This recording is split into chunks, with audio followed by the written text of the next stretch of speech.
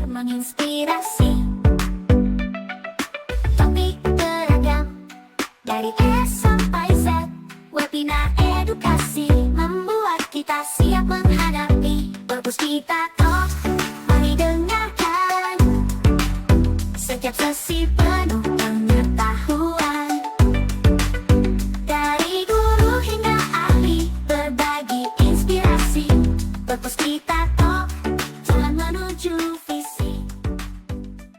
Halo Sobat Perpuskita, selamat datang kembali di webinar Perpuskita Talk yang ke-45. Nah, kembali lagi dengan saya, Ima Farohi, selaku pembawa acara yang akan membawakan sesi webinar kali ini kurang lebih 1 jam ke depan. Nah, tema webinar Perpuskita Talk kali ini kita mengusung tema yang cukup demand banget, yaitu peluang cuan 2025 melalui kemampuan desain. Nah, siapa nih di sini yang pengen mengikuti webinar kali ini karena kalian juga penasaran gimana ya caranya kita itu bisa menghasilkan uang hanya melalui produk-produk desain. Karena mungkin beberapa dekade terakhir ini ya, beberapa tahun terakhir, desain itu menjadi salah satu penghasilan yang cukup dikejar oleh anak-anak muda gitu ya, bagi freelancer dan lain sebagainya. Nah, di webinar kali ini kita akan membahas ini lengkap dengan salah satu pakar. Jadi di sini saya nggak sendirian, saya sudah ditemani oleh seorang yang sudah punya jam terbang yang cukup banyak di dunia perdesainan. Nah, mungkin kita akan sapa saja. Beliau ini adalah Yabes Alfian Tambunan. Selamat pagi. Pagi, Mbak Ima. Ini kita panggilnya enaknya Mas Yabes, Mas Alfian atau gimana nih Mas? Mas Yabes aja ya. Oke, Mas Yabes. Nah, ini teman-teman, sebelum kita langsung kenalan sama Mas Yabes, saya akan membacakan sedikit profil tentang Mas Yabes ini siapa sih. Jadi Mas Yabes ini adalah teacher of 3D generalist and graphic designer. Nah, selama ini Mas Yabes ini lulusan dari Akademi Seni dan Desain Indonesia dengan jurusan Desain Komunikasi Visual dari tahun 2016 sampai 2020. Tapi yang paling spesial dari Mas Yabes ini, beliau sudah punya pengalaman di dunia desain, terutama di 3D modeler dari tahun 2018 sampai saat ini. Nah, selain jadi 3D modeler, beliau ini juga banyak ini ya, aktivitas desainnya juga ya Mas ya, dari video editor, logo desain, motion graphic dan ilustrasi dan lain sebagainya. Nah, mungkin teman-teman di sini yang belum kenal dengan beliau, kita akan langsung mempersilahkan Mas Yabes, Mas Alfian ini untuk kenalan langsung sama teman-teman. Jadi mungkin Mas Yabes boleh kenalan dulu sama teman-teman, memperkenalkan diri dan juga apa sih sebenarnya kegiatannya Mas Yabes saat ini, kurang lebih terkait dengan dunia per freelance designer kayak gitu. Oke teman-teman ya, perkenalkan nama saya Yabes Alfian Tambunan, biasa dipanggil Yabes. Tapi agak sulit sih orang kalau ngomong Yabes gitu sih, Pak. Tapi dibiasakan aja ya, Yabes katanya. Biasa dipanggilnya tuh Diabes gitu, Mbak. Sampai ada yang panggil diabetes gitu juga. Waduh. Iya, jadinya penyakit gitu kan. Karena dia dibiasain aja Yabes gitu ya. Terus juga keseharian saya ya, Mbak ya. Jadi keseharian saya tuh sampai sekarang masih freelance design. Apapun itu semuanya saya kerjakan. Mulai dari tadi logo, terus ilustrasi, motion graphic, sampai ke 3D modeling. Oke. Ya, itu aja. Oke, keren sekali ya teman-teman. Jadi teman-teman di sini yang mungkin belum terlalu paham tentang desain. Jadi beberapa tahun terakhir ini tuh memang industri desain itu cukup banyak peluang ya, terutama untuk memperoleh pendapatan pribadi ya. Jadi banyak sekali website freelance, baik itu lokal dari Indonesia ataupun dari luar negeri gitu. Jadi kliennya itu banyak gitu, beragam, dan itu untuk desain sendiri produknya juga macam-macam ya, Mas ya, dari ilustrasi, video motion dan lain sebagainya. Oke, kalau gitu mungkin langsung aja kita persilakan Mas Yabes untuk memaparkan materinya untuk hari ini. Oke, terima kasih buat Mbak Ima atas waktunya. Sesuai dengan tema pada podcast pada hari ini ya teman ya, yaitu peluang cuan 2025 melalui kemampuan desain. Nah, untuk tahun 2025 ya buat besok sebenarnya banyak sekali yang tren akan muncul, ya kan? Tetapi yang sampai sekarang itu masih bertahan, Mbak. Itu 3D. Oke, 3D. Iya, 3D ya. Bahkan juga kaos gitu kan. Kebanyakan orang tahu kan kalau kaos itu cuma ilustrasi. Ya kan, ilustrasi kalau enggak cuma tulisan biasa aja. Nah, sampai sekarang ini saya juga beberapa project yang bikin kaos itu lewat 3D. Maksudnya desainnya ya. Nah, contohnya tadi saya udah menyiapkan beberapa desain. Mungkin coba bisa dibuka dulu ya. Itu di slide nomor 2. Nah, ini. Itu kan kalau orang melihat kan yang tulisannya Dino Scroll ya.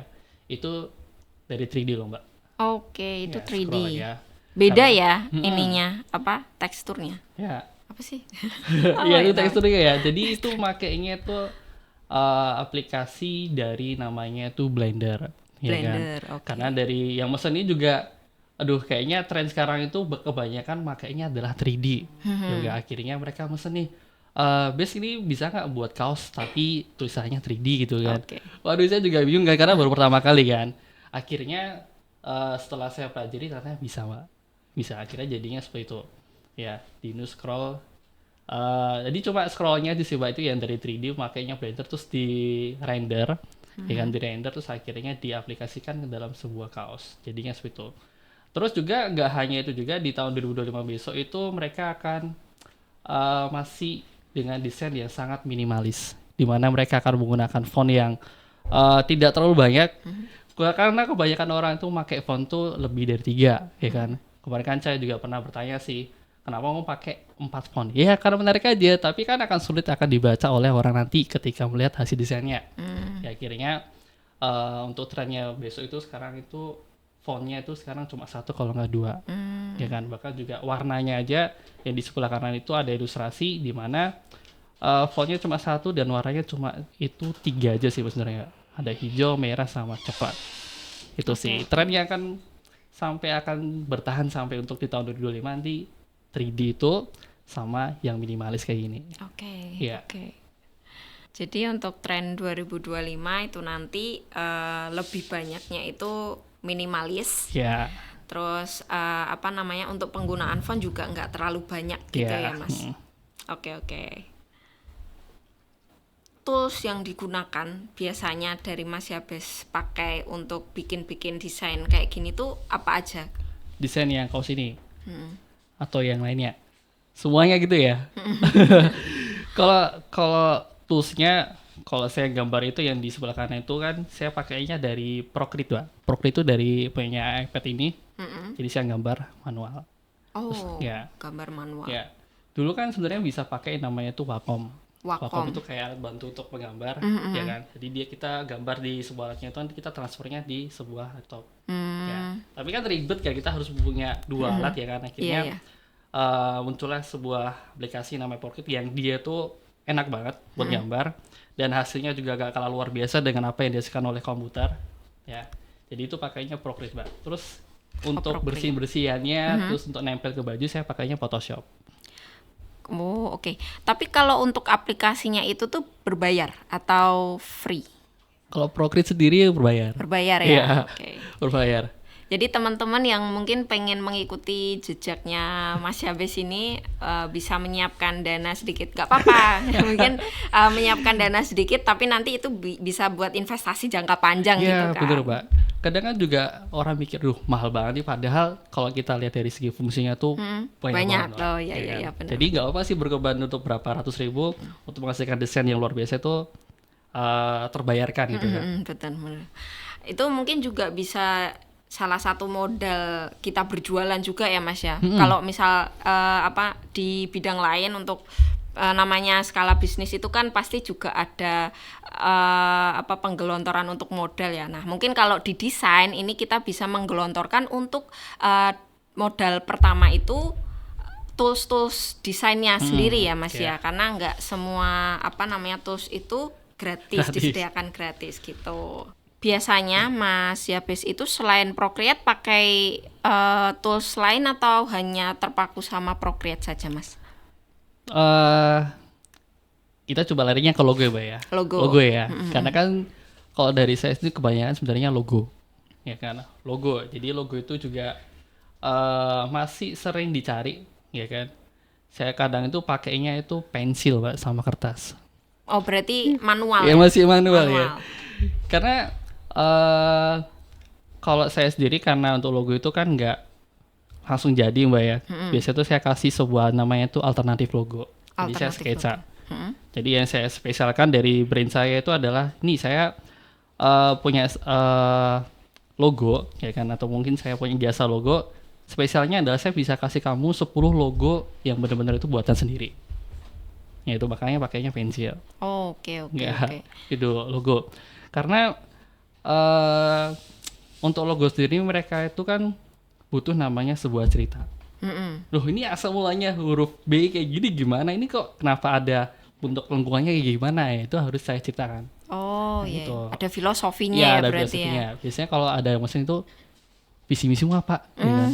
Aduh saya gak tahu, aduh itu sulit sih, Mbak. Serius. Kalau gak ada visi dan misinya, mereka cuma hanya sekedar untuk memilih untuk logonya itu agak sulit. Karena sulitnya ketika saya kasih 10, mereka akan bertanya ini gak sesuai dengan filosofi saya. Ya kamu aja gak ada visi dan misinya. Itu sih gak ada sih, Mbak. Tapi tantangan saya adalah berarti saya harus menjelaskan itu semuanya. Itu tulisnya Oh, masih oke. manual. Terus kalau pengen cepet ya, karena ada yang deadline-nya tuh cuma, Mas saya butuhnya cuma 1 minggu bisa nggak? Ya udah saya larinya ke sini, ke Procreate lagi. Oh, Procreate. Iya. Oke. Tapi kalau untuk Mas Yabes sendiri menghasilkan logo secara manual itu butuh mikir berapa lama gitu? Mungkin berapa jam gitu, atau cuma hitungan detik aja langsung kelar apa? Gimana, Mas?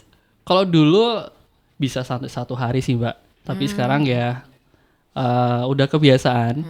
Kita juga kebantu yang namanya sebenarnya ada AI juga sebenarnya ya. Tapi AI itu nggak saya pakai, jadi saya filter aja sih, Mbak. Kayak oh jadi konsepnya gini ya, gini dan gini. Itu saya pakai semuanya. Oke. Tuh. Paling ya kalau pengen cepet tuh sehari sih, Mbak. Sehari itu udah bisa dapat 10 alternatif logo. Oke. Itu satu logo untuk yang mau ditawarkan Iya, atau 10 beda-beda? 10 beda-beda, Pak. Maksudnya satu brand ya, satu brand saya satu kasih brand. 10 alternatif logonya Oh, oke. gitu. Oh, Supaya iya, mereka iya. bisa milih sendiri. Nah, mungkin teman-teman yang suka gambar ya, mungkin suka gambar atau suka berkreasi di atas kertas gitu, mungkin bisa mengikuti langkah-langkahnya Mas Yabes ini ya. Jadi dalam 1 hari menyiapkan alternatif banyak logo yang nantinya mungkin biasanya habis dari logo langsung masuk ke ini Procreate.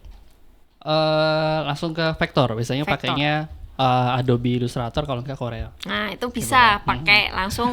Jadi dari tangan langsung ditransferkan Iya, ke sama. Adobe Illustrator atau Corel. Corel. Oke, Corel.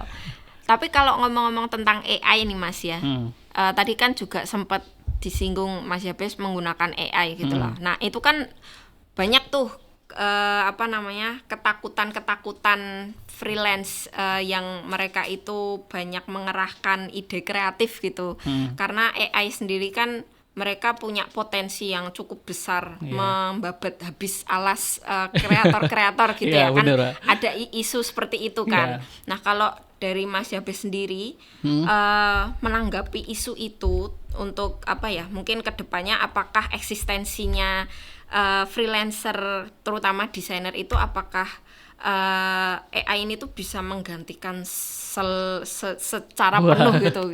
Kira-kira ketakutan itu ada dari Mas Yabes sendiri itu emang ada ketakutan itu, terus apakah cara Mas Yabes sendiri untuk mengcounter ketakutan itu gimana, Mas? Oke. Sebenarnya pernah takut sih, Mbak, ya kan? Karena waduh kalau udah ada AI berarti desainernya gimana nih hidupnya nih? Karena mereka udah menciptakan logo yang bisa sesuai dengan apa yang mereka tinggal perintah aja selesai gitu kan. Nah, tapi untuk untuk menghadapi seperti itu, saya bikin namanya personal branding tadi, Mbak. Di mana saya menyiapkan namanya 10 logo. Gitu kan.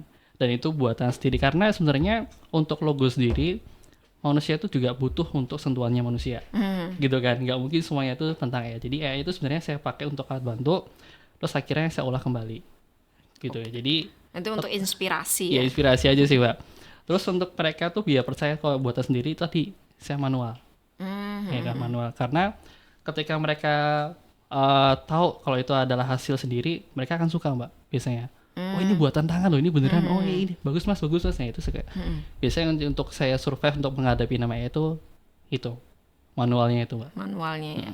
Oke. Berarti untuk AI sendiri no issue ya buat Iya. Mas Yabes ya, Iya. karena mungkin dari kreativitas kita sendiri juga punya perasaan karena Yes. yang membuat itu manusia. Iya. Jadi AI tidak ada isu untuk kedepannya. Mungkin ada, cuman kita bisa mengcounter itu sendiri karena balik lagi setiap kreasi manusia itu punya perasaan. Jadi tipe kreatornya beda-beda ya. Iya. Jadi itu nanti bisa dijadikan alternatif dari para desainer, terutama freelance designer ya. Jadi nggak perlu takut kalau ada AI ada itu untuk membantu para kreator lebih banyak bisa meluangkan ide dan mengambil inspirasi dari sana. Iya. Nah mungkin kalau ini Mas, kalau dari Mas sendiri selama ini sebagai freelancer nih, media yang biasanya Mas gunakan atau mungkin website yang biasa digunakan untuk Mas itu naruh kreasi-kreasinya di sana tuh dijual di sana tuh pakainya website apa aja Mas? Kalau saya sekarang pasarannya sih, Mbak, masih lokal sebenarnya sih. Indonesia ya berarti? Masih lokal. Terus sama itu sih kayak kenalan gitu sih, Mbak, sebenarnya. Kenalan Iya. sama klien. Sebenarnya kalau kita mau pasang jasa ya seperti namanya freelancer atau mungkin Fiverr, itu bisa, Mbak. Cuma harganya sih, Mbak. Harganya itu kayak nggak ngotak sih, serius. Lebih murah di Fiverr gitu maksudnya? Kayak misalnya ya saya kasih taruh jasa nih ya, bikin logo seharga $15. Itu kan dapat banyak mereka kan. Ada yang masa harga cuma $5 loh, Mbak. Oh ya. Gitu kan. Kayak aduh. Mungkin udahlah. itu bikinnya manual Mas, kayak pakai AI itu tadi Iya, dijual gitu di sana kan. kali ya. Jadi akhirnya kebanyakan teman-teman saya itu juga mereka terjun ke Fiverr, cuma mereka itu akhirnya ngalah karena harga yang dipasang itu Terlalu murah. terlalu murah sih, Pak. Juga cuma $5 udah dapat logo banyak banget gitu. Udahlah angkat tangan lah, kalah kita kan. Udah saya nih banyak ke pasar ke teman-teman sih, Pak, dari teman ke teman-teman itu saya ke situ. Tapi kalau tips dari Mas Yabes sendiri nih, mungkin buat teman-teman yang ingin memulai dunia perfreelancean tapi belum memulai sama sekali, terus pengen memulai, kan mungkin ada ya Mas ya, yang dia itu nggak kuliah di desain komunikasi visual, jadi murni karena hobi, terus pengen mencoba dunia freelance di desainer kayak gitu. Mungkin ada tips nggak sih gimana caranya teman-teman tuh bisa reach out ke klien pertama mereka?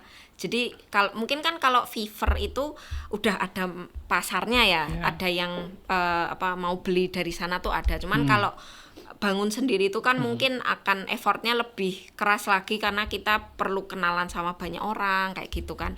Nah mungkin ada tips nggak dari Mas Yabes buat teman-teman di sini yang pengen memulai sebagai freelancer pertama awal-awal gitu?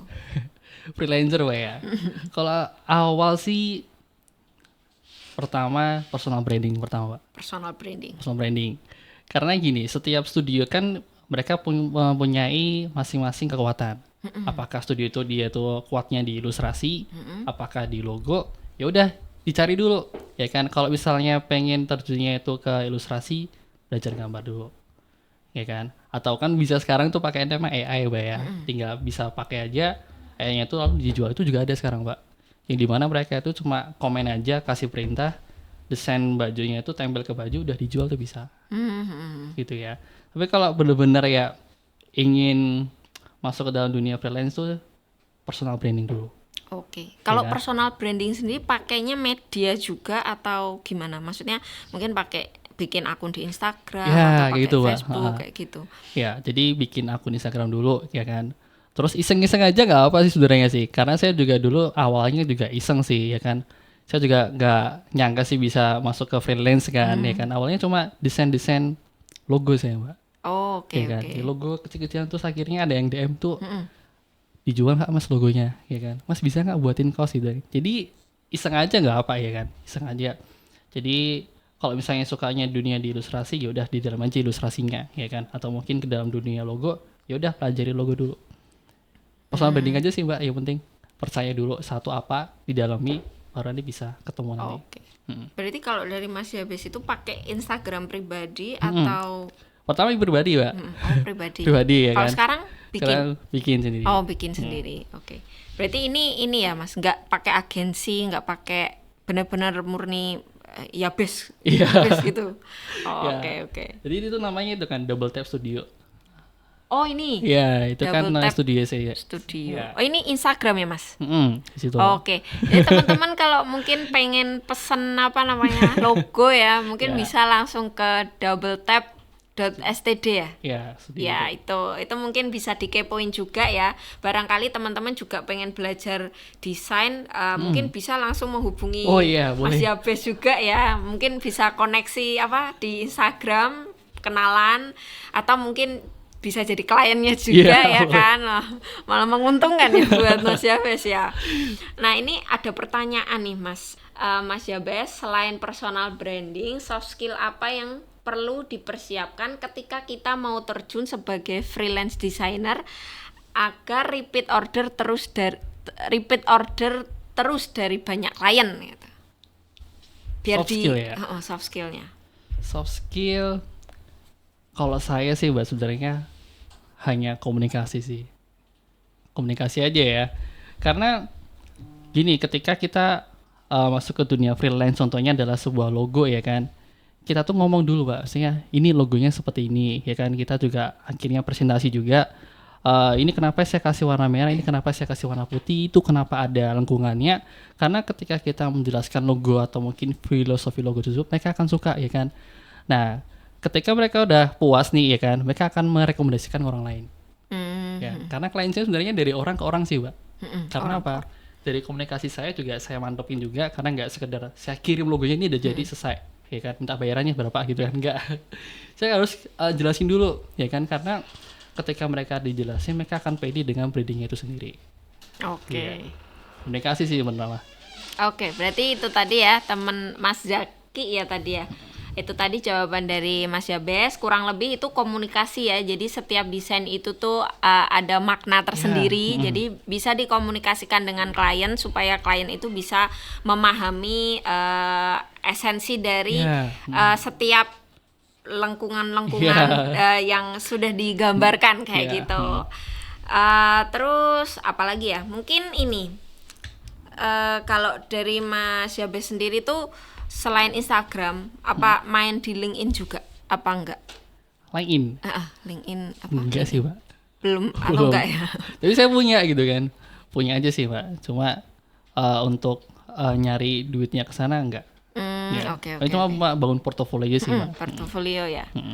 Oke, nah ini mungkin ada pertanyaan lagi dari Mas Danovan HR. Izin bertanya Mas Yabes, dalam menghadapi tren global yang bergerak cepat, bagaimana seorang desainer dapat menemukan keseimbangan antara mengikuti tren desain seperti motion graphic atau ilustrasi 3D dengan menjaga identitas originalitas mereka, Mas? Oke. Jadi untuk ini ya, kenapa saya menciptakan namanya Double Tap Studio sebenarnya ya. Jadi filosofinya itu karena orang mesen-mesen itu aneh-aneh sih Mbak. Kayak sebenarnya kan saya hanya fokusnya di sebuah logo sama ilustrasi. Ya kan, akhirnya ada yang minta buatin dong motion graphic, ya kan. Ya udah nih saya ada sih Mbak, coba minta tolong diputerin videonya. Itu yang di slide berikutnya ya, yang ini ya. Ya itu kan juga motion graphic nih Mbak. Ini dari Text Story. Kayak gini aja sih Mbak gunanya. Nah, ini kliennya Text Story ya Mas? iya Text Story. Nah itu. Oke. Nah jadi gimana ya, kalau saya sih untuk survive ya, karena kebanyakan pasar di desain itu juga banyak banget. Ada yang minta motion graphic, ya udah saya lainin coba, saya pelajari Mbak. Ya udah, jadi apapun itu kalau ingin survive ya untuk di tahun besok juga, pelajari semua aplikasi yang mungkin akan dipakai untuk promosi. Contohnya adalah After Effects. After buatan Effects. ya. Ini kan namanya After Effects, Pak. Mm-mm. Nah, itu aja sih. Yang penting kalau misalnya masuk ke motion graphic, pelajarin namanya After Effects atau mungkin sekarang bisa pakai namanya Procreate tadi, Pak. Procreate tadi. Procreate, oke. Ya, Procreate kan bisa pakai animasi juga sebenarnya. Cuma nggak proper. Cuma kalau pengen cepet, ya udah pakai Procreate tapi berbayar. Oh ya. Ya kan. Terus untuk yang 3D, ya kan. Tadi juga di ngomongin 3D, Mbak ya. 3D apa ya? Pakai aplikasi Blender sih, Mbak. Blender. Blender tadi. Contohnya nih saya buat kaos tadi loh. Itu kan pakainya Blender. Oke. Ya, itu gratis kok.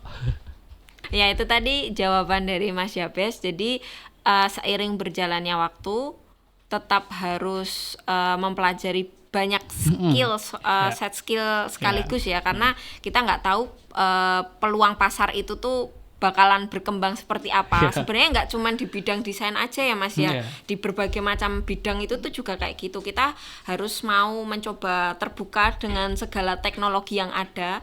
Jadi ketika ada teknologi baru tuh pasar kita tuh nggak hilang habis dibabat masa kayak gitu. Jadi itu strategi dari Mas Yabes yang diterapkan sampai saat ini. Jadi ketika ada teknologi baru, gimana caranya survive-nya itu dengan cara mempelajari apa yang ada di depan mata kayak gitu.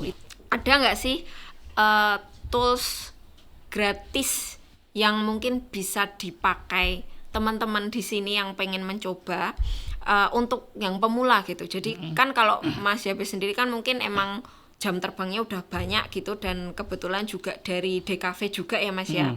Nah, ada nggak sih tools gratis yang bisa digunakan orang awam yang emang belum pernah mempelajari desain komunikasi visual sama sekali gitu yang bisa dipakai?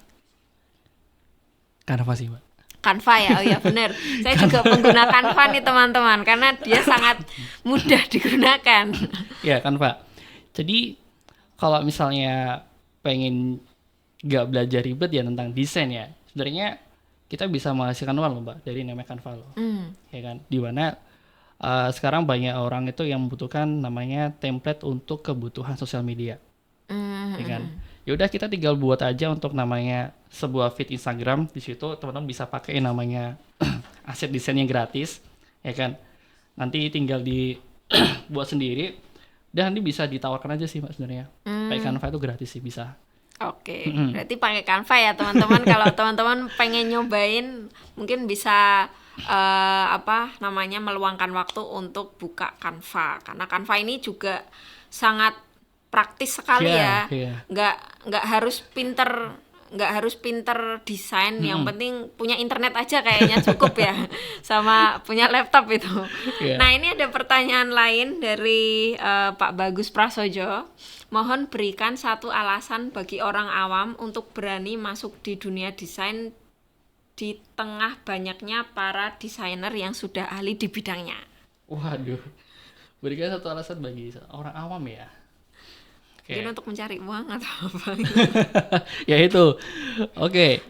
Sebenarnya kembali lagi ke tadi sih Mbak, kawal tadi ya, namanya tuh personal branding. Gitu. Ya kan? Karena kalau teman-teman gak punya namanya personal branding itu akan sulit untuk berkompetisi.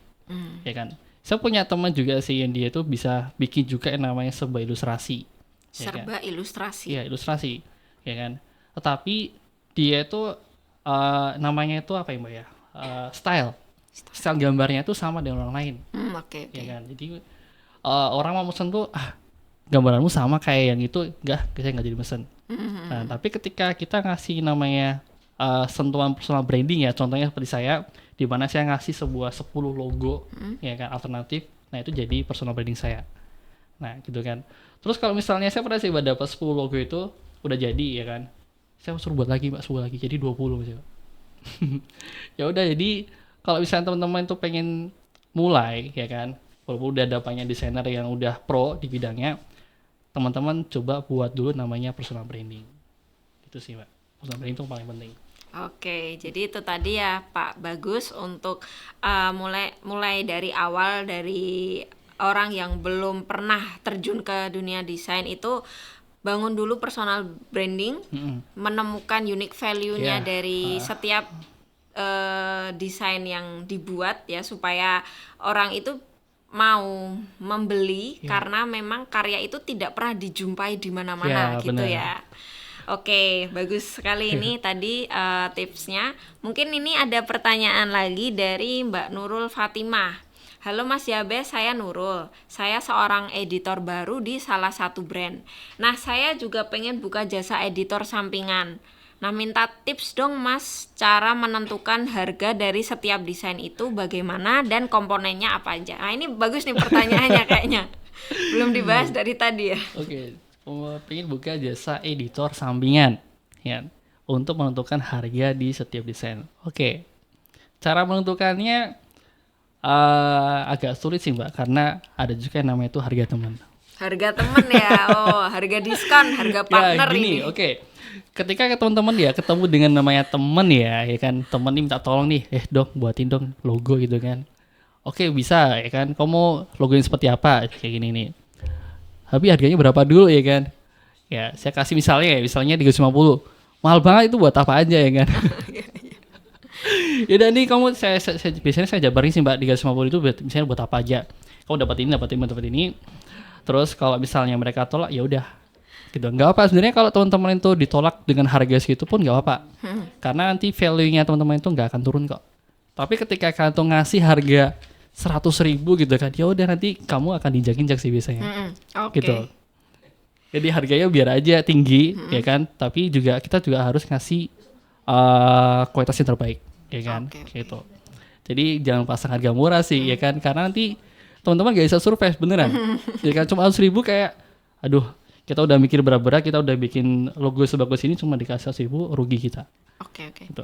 Tapi biasanya kalau bikin desain itu dari Mas Yabes sendiri itu perhitungannya dihitung dari warna, font gitu-gitu, atau satu kali jadi pokoknya segini gitu, apa gimana Mas? Ada paketnya sih Mbak sebenarnya. Oh, ada paketnya. Misalnya ya, ada yang harganya itu 250, kamu dapatnya itu cuma 5 alternatif logo.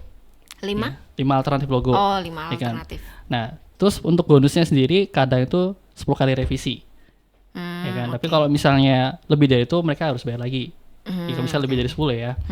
Terus kalau misalnya ada sampai di tingkat lanjutnya ada di harga 350. Ya kan? Mereka dapat 10, terus revisinya gak terbatas. Oke. Gitu. Ada lagi yang lebih tinggi, mereka dapat namanya itu mockup.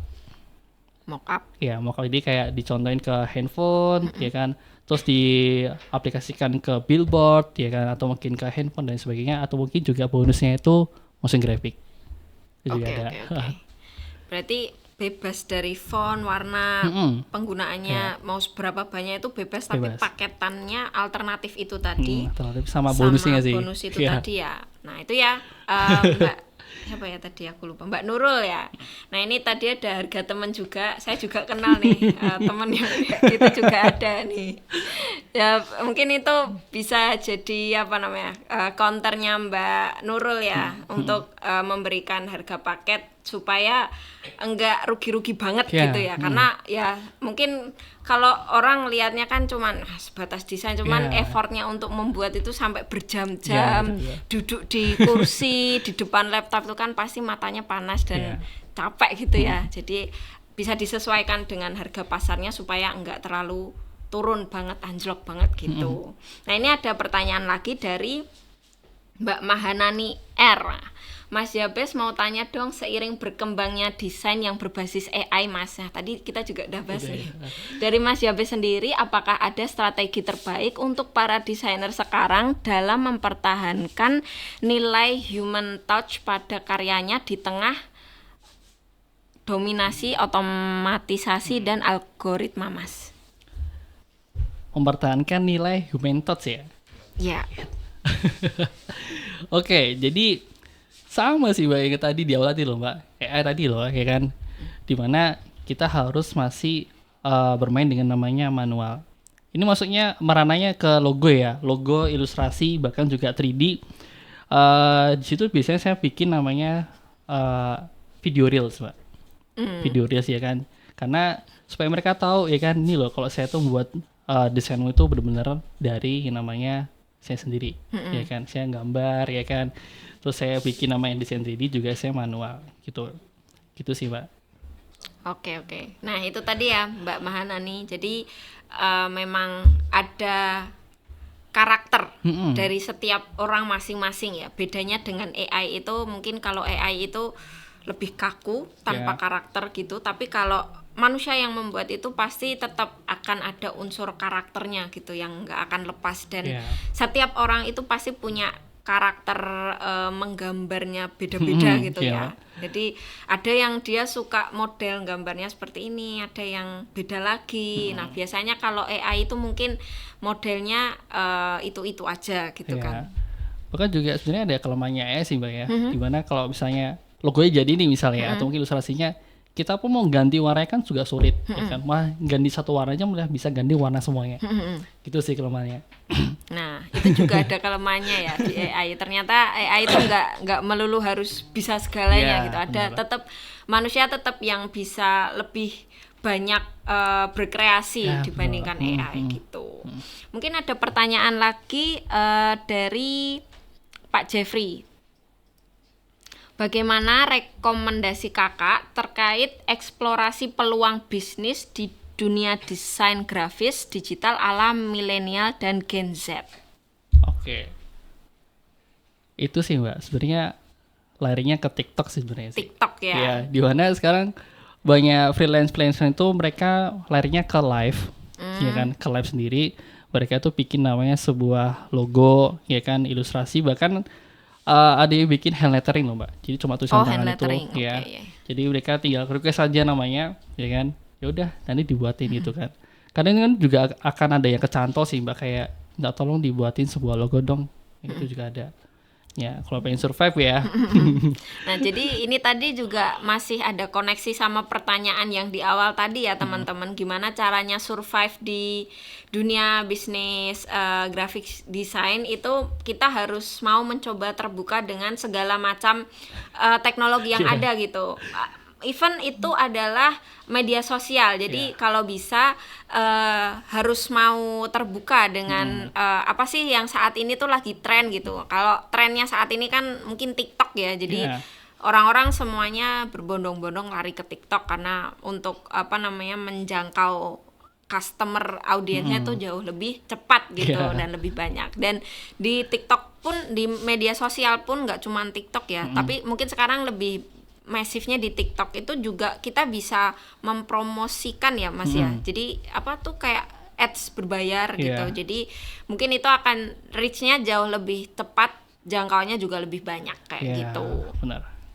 Dari Mbak Fora, oke. Nah, pertanyaannya adalah gaji desainer grafis kisaran untuk pemula hingga yang berpengalaman berapa ya Mas kira-kira?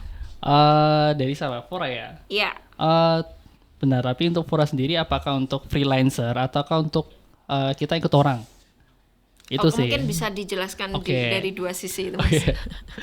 Jadi kalau dari namanya kita ikut orang Mbak ya kan, untuk desain grafis itu dia ngomong apa sih tadi? Gaji ya dia? Gaji. Aduh, gaji ya. Gaji kalau saya ngomong di studio itu ngenes sih, Mbak. Ya kan? Kadang ada yang sampai cuma 2 juta itu sebulan. Ya kan? Di situ aja mereka harus bisa menghasilkan banyak sekali elemen-elemen grafis untuk kebutuhan namanya sosial media, ke manapun itu, bahkan mereka juga disuruh buat namanya video juga. Gitu kan. Harganya segitu loh, Mbak. Kasihan aku, Mbak. Iya. Udah akhirnya, karena saya juga pernah ikut di dalam sebuah brand, ya kan, dan itu mematikan harga banget karena dengan gaji segitu itu nggak worth it sih Mbak. Udah akhirnya saya memutuskan untuk keluar, ya dimana ketika saya jadi freelance itu bisa lebih dari 3 sampai 4, ya kan, itu cuma freelance Mbak. Tapi itu tadi nggak cuma satu jasa yang kita pakai, tapi banyak. Jadi seperti logo, ilustrasi, 3D itu saya kerjain semuanya. Sampai animasi juga saya kerjain sih Mbak. Tuh. Oke, jadi itu tadi ya Mbak Fora untuk kisarannya tuh sekitar 3 sampai 4 Ya. untuk freelance saja ya.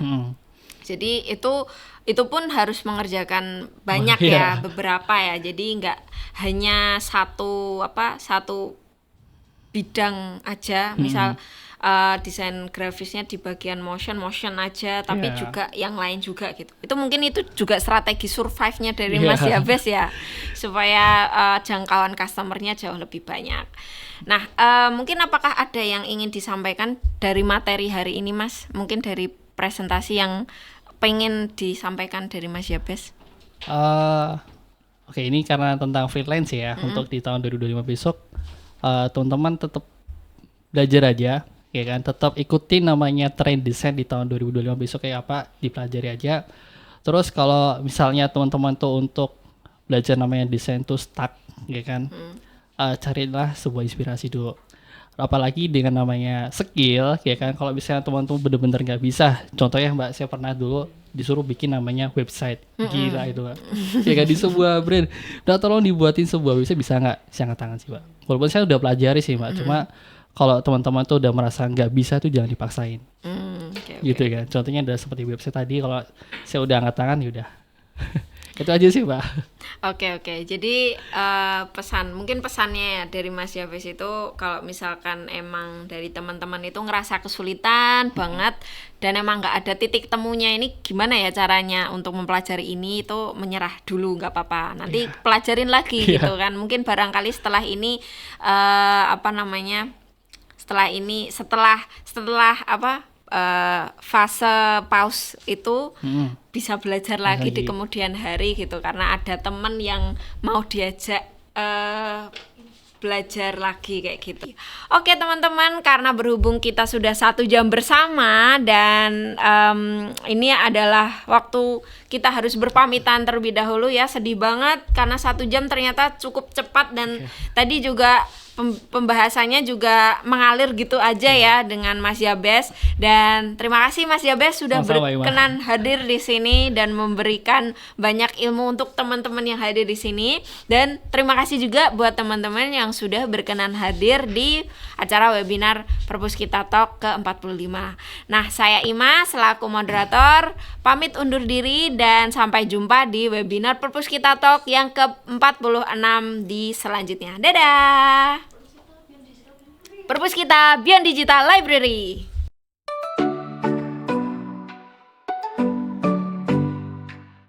Di layar kaca, ilmu bersinar. Perpuskita Talk hadir menginspirasi. Topik beragam, dari S sampai Z. Webinar edukasi membuat kita siap menghadapi Perpuskita Talk. Mari dengarkan setiap sesi